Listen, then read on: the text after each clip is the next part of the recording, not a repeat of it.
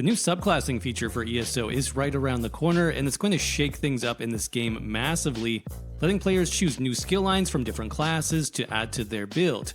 And with that in mind, I wanted to help prepare you for this huge change by breaking down my picks for the best and worst class skill lines for solo builds, so you know exactly how to update your favorite build for subclassing.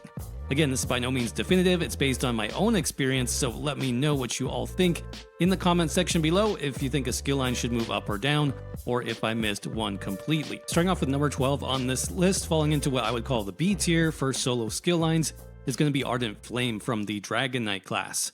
Now right off the bat, you'll notice I'm starting this list at the B tier because none of these skills are what I would consider bad necessarily. Some are just slightly less useful than others in those higher tiers. Ardent Flame, of course, is going to be a good option if you want to focus your build on dots and fire or poison damage. There's even a good bit of self-healing here with morphs like Burning Embers and Cauterize, but I think what knocks this skill line out of the higher tiers for me is number one, the passives, which aren't particularly useful outside of those Ardent Flame skills, and then two, the spammable skill, which is a little bit awkward to use. Now, when you look at those passives, specifically Searing Heat, this only applies to 3 skills from Ardent Flame, so its potential with subclassing is fairly small. I'd love to see that one updated. Flame Whip 2 is just a bit clunky to use, costing stamina and magicka for one morph, which is going to be tough for magicka builds to run, and then requiring immobilization or off balance for the other morph, which you can't even get from this skill line anyways. So I think some type of update here to Whip would be amazing because this skill never really felt complete in my opinion. But yeah, all in all, Ardent Flame is just a very specific skill line that's going to have its place for fire-based builds, but outside of that, may not see a ton of use for solo subclassing. Next up, we have Winter's Embrace from the Warden class coming in at number 11. And while this may be considered by many to be a tanking skill line, the possibilities for solo gameplay are still pretty good, especially if you want to focus on frost damage. First off, you've got a great armor skill here in Ice Fortress, which you're going to need armor as a solo build for sure. Then you've also got a burst heal, potentially an Arctic Blast that also deals damage and stuns, but with some strings attached, as you can't be dealing damage with the skill to get the heal, which is going to be a big downside for solo content. You've got a nice dot though in Winter's Revenge, and a strong solo ultimate in Northern Storm, which just got buffed on the PTS. But what you're missing here though is a strong source of direct damage or a solid DPS skill to build around, which you would also need for playing solo. And with a more straightforward heal or better healing over time capabilities, I would probably rank this skill line a bit higher, but it's not bad by any stretch, and it can be good, as I said, to build around for a frost-based theme, particularly building around that shield status effect due to Glacial Presence and the Piercing Cold passive, which gives you a massive 15% bonus to frost.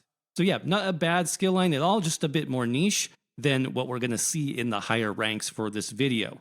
Daedric Summoning from the Sorcerer class comes in next at number 10. This is focused on obviously summoning Daedric pets to do your bidding, and it's going to blend a bit of damage with tanking and healing, so it's going to be a solid choice for soloing overall, while being very flexible, which I do like. Now for damage, it's not too bad, as you can combine the Familiar here with the Twilight and then Daedric Prey for bonus pet damage. Keep in mind though that this only buffs Daedric Summoning pet damage and not all pets, which I think is a little bit disappointing. Now I wish the devs would make this apply to all pets in the future update, even if they reduce the bonus here, because it would make this skill line feel more like the best choice for a summoner style build. Now you also still have the issue of sorcerer pets requiring double bar skill slots as well, which means you have to slot it on the front bar and the back bar, which is more of a problem with subclassing, as every skill slot matters, and this is essentially 2 dead skill slots that you can't use for other powerful subclassing skills, which I think is unfortunate. I really hope the devs also do something with double bar pet skills like this in the future, because it is going to be a bigger downside.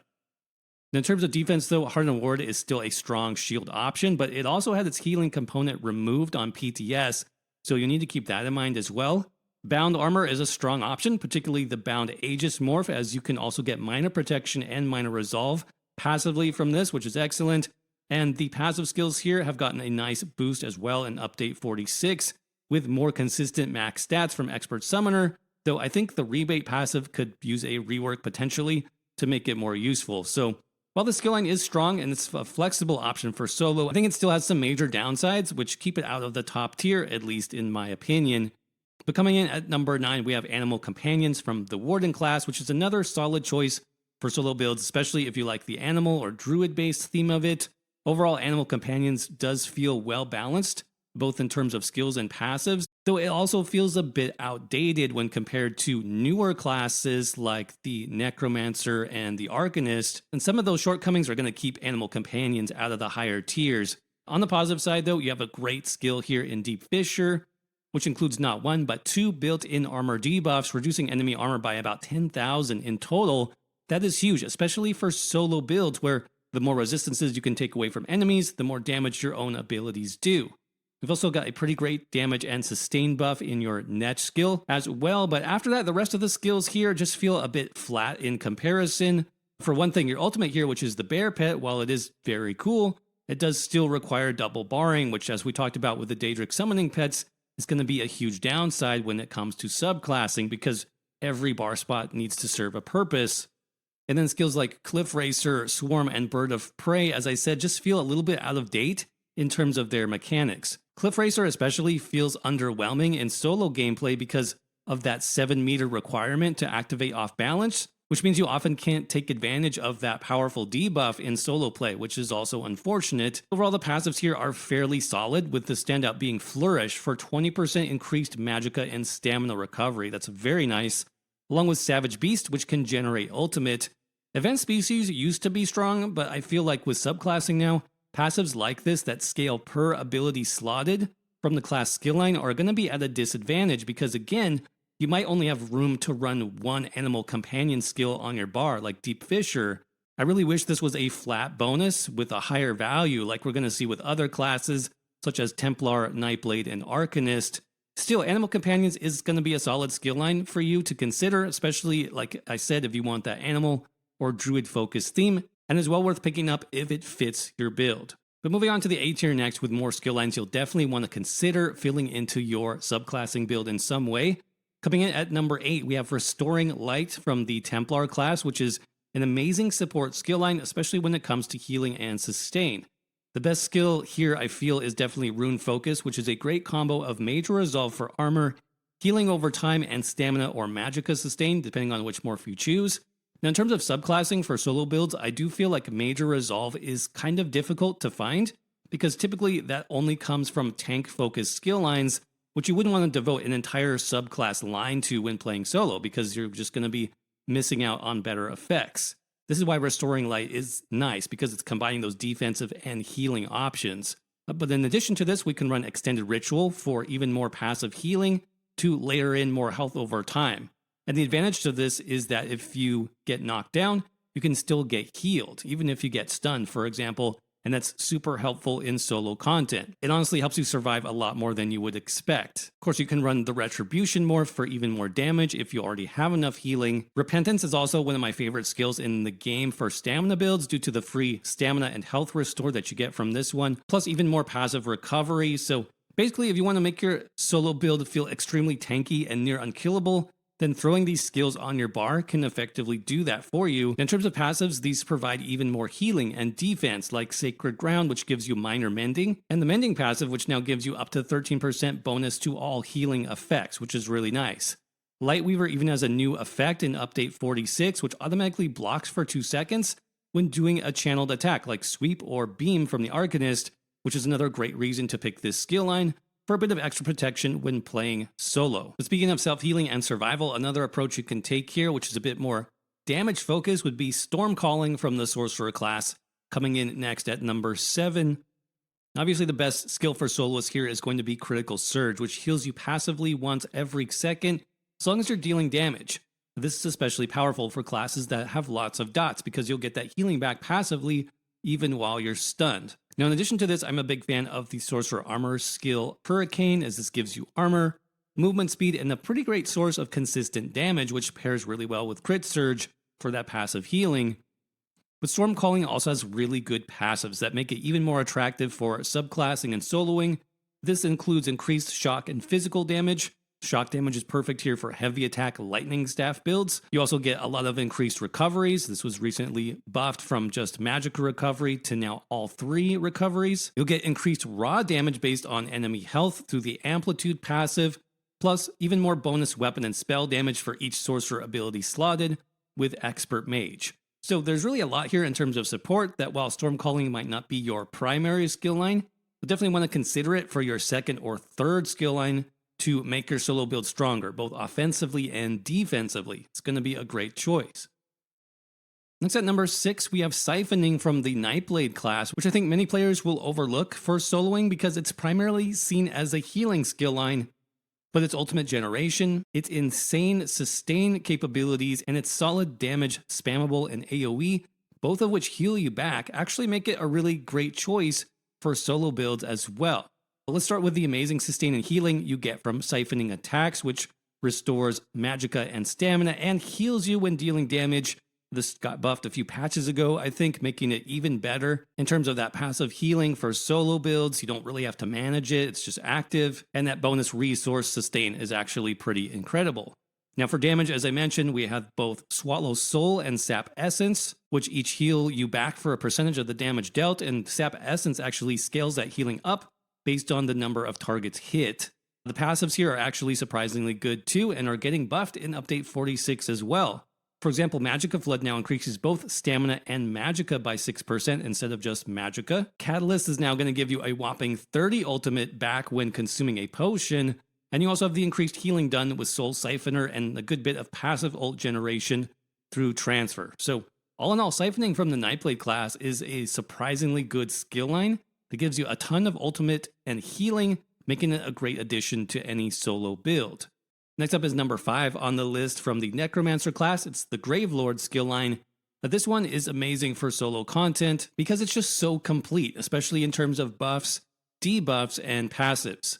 For example, the Shocking Siphon ability gives you major sorcery and prophecy, increasing your critical chance. The Skeletal Mage skill gives you major brutality and sorcery, increasing your weapon and spell damage. Unnerving Boneyard gives you AoE Major Breach to debuff enemy armor. And your Colossus Ultimate gives you access to AoE Major Vulnerability, increasing the damage all enemies take. So right here you can see this is an amazing kit for soloing. But your damage using these skills is also quite strong as well, with skills like Blighted Blast Bones for AoE damage, Siphon for damage over time, and a lot more. Gravelord passives too are really strong, in particular Death Knell, which gives you 20% bonus crit chance while enemies are in execute range. That's really big. When you combine this with some of our S tier solo skill lines, it's going to be a beast because enemies just melt incredibly fast. You also get Dismember here for some nice passive penetration, always a great bonus for soloing, plus the Rapid Rot passive for 10% bonus to damage over time effects. So if you're looking to amp up your damage while also ticking off those checkboxes for buffs and debuffs in solo play, you definitely want to consider the Gravelord skill line from the Necromancer. But that brings us to our S tier skill lines for soloing in ESO. These are going to offer a lot in terms of damage and utility, both with skills and passives, and for many builds, you'll want at least one of these to serve as your main skill line because they are just incredibly strong. Starting with number 4, we have the Templar's Dawn's Wrath skill line, best known for its fantastic execute skill Radiant Destruction, which for soloing you can take the Radiant Glory morph for self-healing, which is really great. This skill alone is incredibly good and a great reason to take this skill line, but you've got some other strong damaging skills here too, like Vampire's Bane, which is a strong damage over time. It also gives you access to Major Prophecy and Savagery. You've got Solar Barrage for even more damage, which also gives you the Empower buff. Purifying Light can even be great for solo play, as this gives you another heal, but the passives in this skill line are equally amazing because you've got the bonus spell damage through Illuminate, which is giving you minor sorcery. That is a huge buff. Plus, you've got the Restoring Spirit passive for a ton of cost reduction, even of ultimates. You've also got the Prism passive for ultimate generation. So as you can see, you've got a ton of great options here, plus strong passives, making Dawn's Wrath one of the best skill lines you can grab for soloing in ESO. But speaking of Templar, that's going to bring us to our top 3 skill lines, the next of which is Aedric Spear. In the skill line, you have the legendary DPS skill, Puncturing Sweep, which deals AoE damage in front of you and heals you back. As always, you can center an entire solo build around this skill and survive with it because it deals damage and it heals, and that's really all that you need.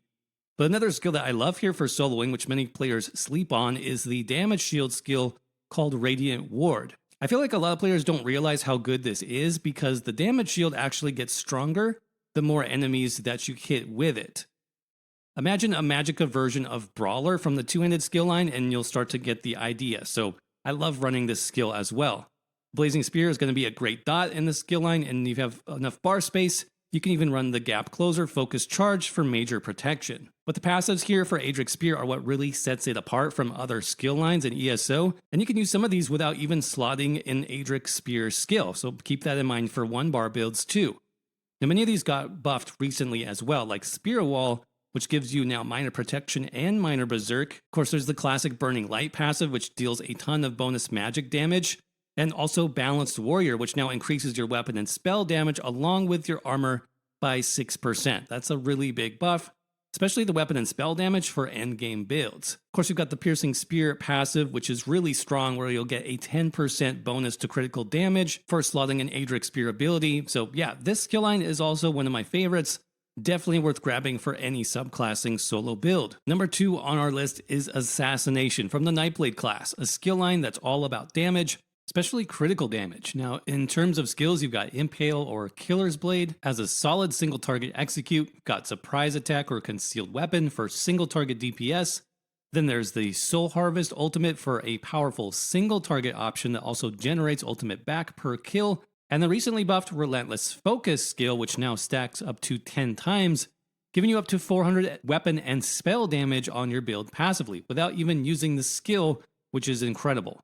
This one skill alone makes it worth grabbing the Assassination skill line for your solo subclassing build, but the passives you get from here are also just about the best in the game currently as well, which is crazy.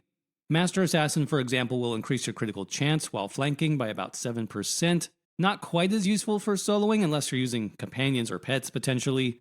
Then the Executioner passive gives you Giga Sustain while solo, providing 1,000 Magicka and stamina back per kill. That is huge. Then there's Pressure Points, which gives you an additional 2.5% crit chance per assassination skill slotted. And then Hemorrhage, which gives you another 10% bonus critical damage. And Minor Savagery, which is another 6% or so crit chance.